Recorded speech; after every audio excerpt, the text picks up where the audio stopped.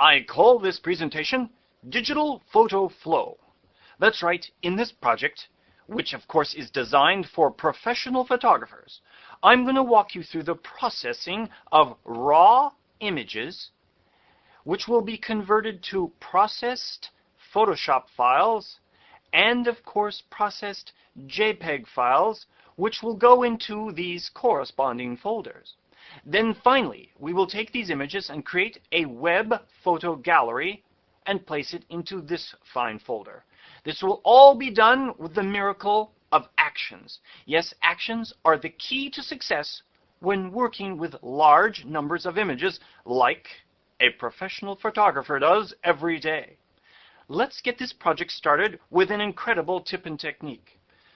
You can now click here on our targeted set of raw images and merely drag it up here and drop it onto this icon found in the options bar. This is the file browser icon. By clicking that or dragging images onto that, you can then open your file browser easily from the options bar. Here we have all those images found in that folder.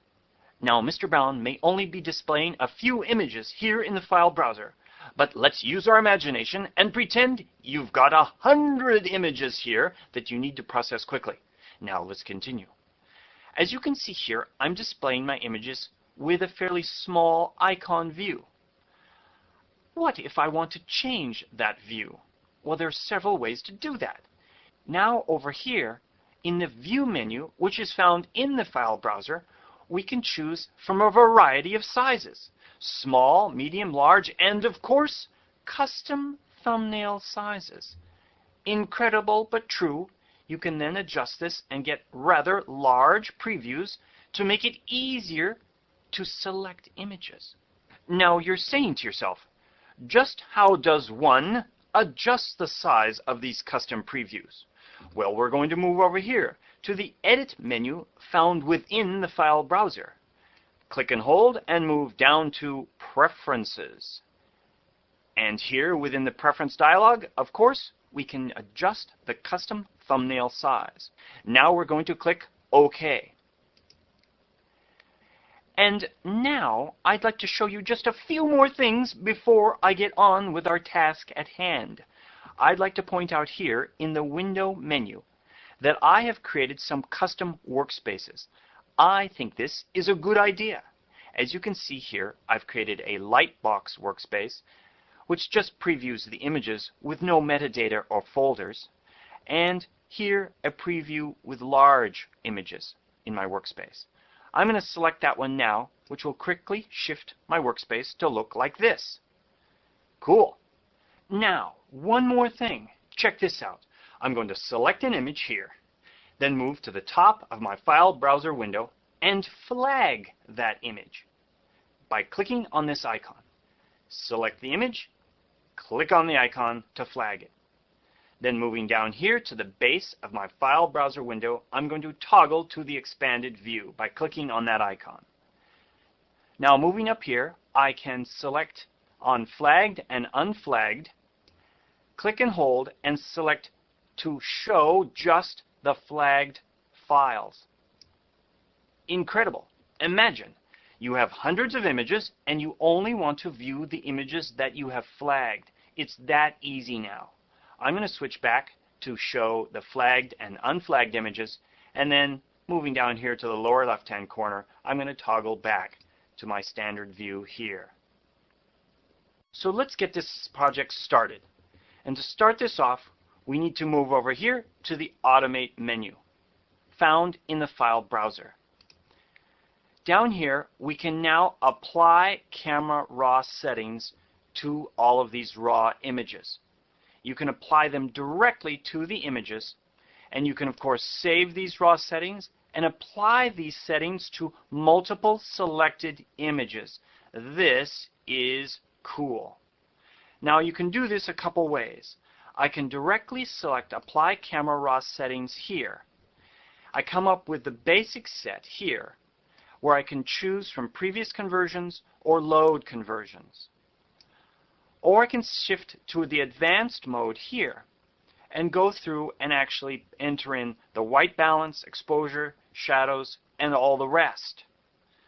However, I prefer to work in this fashion. I'm going to cancel from this. In these fine photographs, Greg Gorman, the photographer, has photographed his model with a color card in each lighting situation. This is an ideal way in which to color correct your images. I'm going to target this first image with the color card in it and double click on it. Of course, this is a raw image, so the new raw dialog will appear here. Now, I'm going to make my adjustments. In a typical fashion, selecting my eyedropper white balance tool, I can go in and select a 3/4 gray and then create a white balance for the image. If I wanted to make slight adjustments to that, I want it to be slightly warmer than what the default of the eyedropper has set, so I'm going to slide my temperature slightly. I could go through and adjust my exposure, of course holding down my Option key, the classic tip-in technique, to review and show what areas of the image will go to solid white, and of course shadows with my Option key again to show which areas will go to solid black. So quickly going through and making these adjustments. I can then move up here to the OK button, then hold down my Option or Alt key, which changes the OK button to an Update button. In this way, I can visually go through and make all of my settings and adjustments within Camera Raw, then update the information for this image. We will not open the image. We will now merely click this button, Update, and it has now updated the Camera Raw settings for that image. So we have applied the Camera Raw settings to this image. Now here's the beauty of this whole workflow. Now that we have this image set, we know that all the other images taken at the same time with the same lighting can be set to those same settings. So let's apply those settings to all these other images. I'm going to hold down my Shift key and click here on this final image in the set so that they're all selected. I could go up here to the Automate menu and then down to Apply Camera Raw Settings, and I could select a variety of ways to do this. The first would be to set all the others based upon the first image selected. This is the first image selected in the set. Or I could actually apply this, and this is the actual name of the file. Let me move this down a bit so we can see this. This is the name of this file which you can choose. So either way, or while in the Camera Raw dialog, I could have saved those settings and then the name of the setting would have appeared here. In this case, let's just choose the first selected image, which is the image here, that will then be applied. This settings for this image will be applied to all the other selected images. I'm going to select Update. Now, if we watch these images closely, we'll actually see a color change appear on this image in just a moment. Wasn't that amazing? We have applied the Camera Raw settings to a group of images. If Mr. Gorman had taken 100 images of this model in the same lighting situation, then he could have applied the Camera Raw settings for all 100 of those images with a simple click of the mouse. Now that is incredible. Now that we have set these, we're ready to move forward and actually define our action to process all of these images. In this particular project, I'm going to create an action because I have specific tasks that I want to perform on these images. However, I want you to notice that there are some automated tasks built in. You can, of course, create a PDF presentation from any selected images, a contact sheet, online services like images printed and mailed to you, photo merge, the ability to combine several images together in a panorama, picture package, or web photo gallery. By choosing any of these, you can automatically process these based upon the applied camera raw settings. Now, in a typical workflow, however, I want to process these images in a more customized way. To do that, I would need an action. Now, while we're still in this automate dialog, I want to point out that many fine photographers do suggest that you rename your images. Some will use the batch rename process here and go through and add some identifying name in combination with the numerical values set by the camera. In this project, I'm just going to leave the names as is. I'm going to cancel from there and continue my project. Now, as I said, we need to create an action. I'm going to move down here to the Actions dialog box. Clicking here on this icon, I want to create a new set. So this is Russell's Actions set. Within this set, we're going to create an action. By clicking on this icon here, Create New Action. In this particular case, I want to create processed Photoshop files, PSD files, and JPEG files. So I'm going to name it Processed PSD and JPEG. Then I'm going to click Record. It's now watching my every step as I move through this project. Now, the first thing I want to do is actually open one of the images. To do that, I'm going to select this first targeted image here, the one with the color card. I'm going to double-click that image now.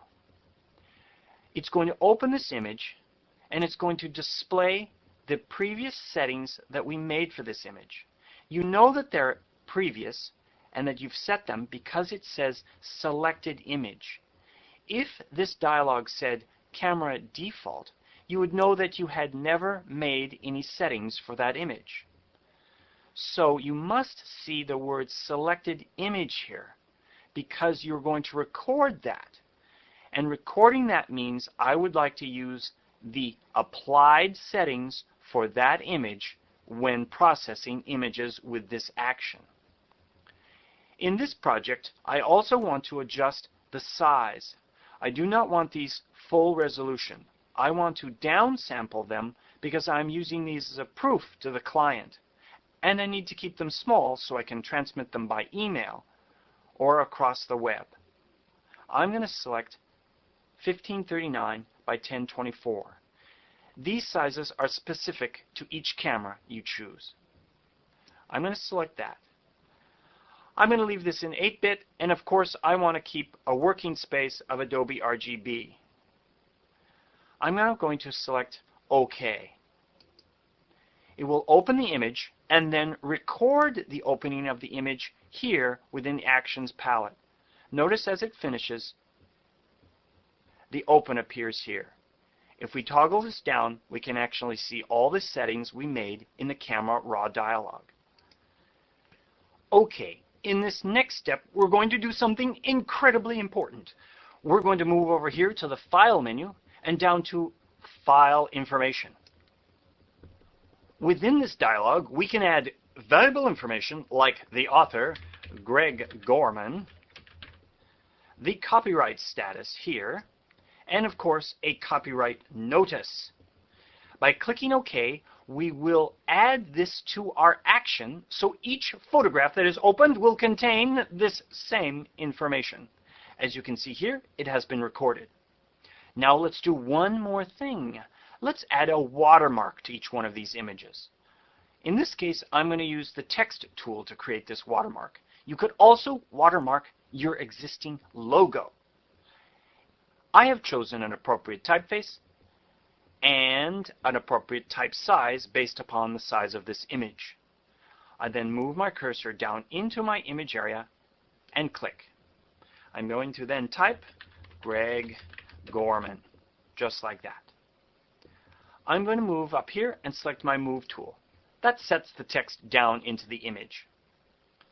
Then, moving over here to my text, which is selected in my Layers palette, I'm going to set the fill to 0. That's right, I've made the text disappear by setting its fill value to 0.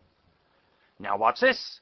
I'm going to double-click here on the layer itself to bring up the layer style for that layer. In this case, I want a drop shadow. Watch the image area now, because I can add a drop shadow to invisible text, thus giving me this almost watermark-like effect. That looks pretty good. I'm going to click OK.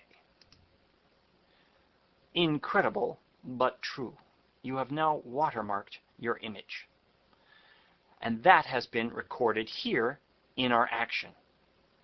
We are now ready to flatten this image. Here, from the Layers palette and down to Flatten, from the pop-out arrow, Flatten Image. Again, it has been recorded. We're now ready to save this image for the first time as a Photoshop file. Under the File menu, Save As, and Photoshop. As you can see here, we're going to save this image into the Processed PSD Files folder. I created these folders before I started this action. I'm going to click OK. It has now been saved as a Photoshop file into that folder. Now I want to create some smaller JPEG files that can be used in our web page. To do that, I'm going to go up here to my File menu and down to Automate, then over to Fit Image. I'm using Fit Image in this case because I want to size my images so that a horizontal or vertical image is sized the same. That's something I cannot record effectively within the image size dialog. However, here I can enter in a value of 800 for the width, select the Tab key to move to the height, and type in 800 for the height. That way both a vertical or horizontal image will fit within this imaginary 800 by 800 pixel box. So all of the images will be very similar. I'm going to click OK. So now my image has downsized slightly. This next step is all important. Because I'm going to be using these images in a web page, I want them to look as good as possible when displayed in a web browser. To do that, I need to adjust their profile. In fact, here from the Image menu and Mode, I'm going to convert to a different profile. In this case, I'm going to convert them from the Adobe RGB space, which I opened them in, to the destination space of sRGB. By using this color space, the images will display more correctly in a web browser. To do that, I then click OK. The conversion has taken place and it has recorded it down here. Next, from the File menu down to Save As. As we said in this case, we want a JPEG file, and we want them to go into our Processed JPEG Files folder. Click Save. In this case, I'm going to set the quality to high. Check my size, and it seems excellent. I'm going to click OK. The file has now been saved into that folder. I'm going to now stop my recording down here at the base of the Actions palette. Okay, we're done and ready to run our action on our images. Let's close this image just like that. Now I want to select the images that I would like to run this action on. In this case, I'll start with this image and end with this image down here. I've selected all of those by holding down the Shift key and clicking on the first image and the last image and selecting the images in between. Now with those images selected, I can move up here to my Automate menu found in the File Browser dialog and down to Batch. Now here we go. Watch carefully as I select the appropriate settings to make this work correctly. First of all, what set am I choosing from? Russell's action set. Second, what action would I like to choose? Processed, Photoshop, and JPEG files, the one we just created.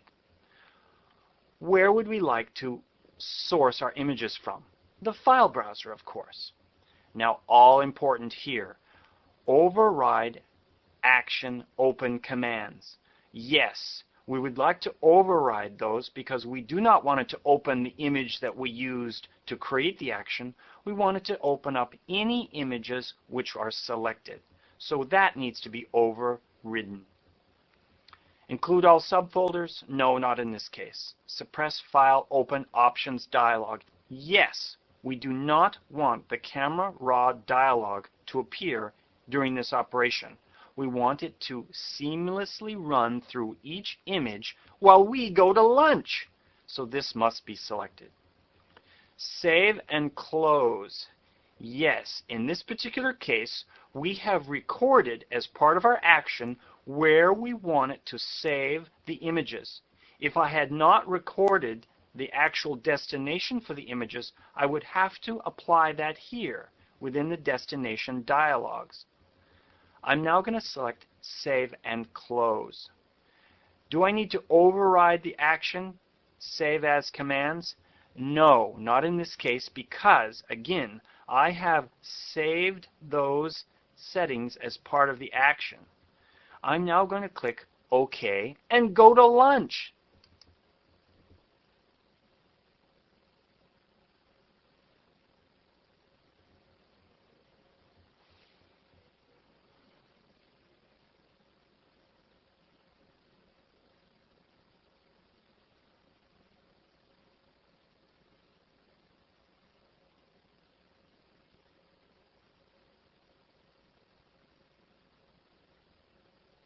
As you can see, through the miracle of science and technology, that action has gone through each of the selected images in my file browser and processed them based upon the applied camera raw settings, and then saved them into the appropriate folders. So it strikes me that about now you're asking yourself an all-important question. Just why did Mr. Brown make small JPEG images and small Photoshop images? Why he made those so that he could process and automate other tasks more easily and more accurately. Yes, it is true that you can make a PDF presentation here from the Automate menu directly from your raw images. However, if you do so, the images will be very, very large, and you will not be able to email that PDF presentation easily. So I have made the smaller, more compact copies to facilitate the creation of a high-quality PDF presentation, a contact sheet, online services, photo merge, picture package, and web photo gallery, in fact, which we are going to create next. I'm selecting Web Photo Gallery. Then I'm going to select a horizontal feedback style because I want my client to have the ability to email me back which images they have selected. I've placed my email address into this location. I have chosen a destination, which is my Web Photo Gallery folder, which I created earlier on the desktop. And I've also chosen here a particular folder. In this case, I've chosen the processed JPEG files, which I created with my action. I'm going to choose those. So my source is chosen, destination is chosen, and I'm going to stay with the default options. I'm going to now click OK. Again, through the miracle of science and technology, It will open those images and process them.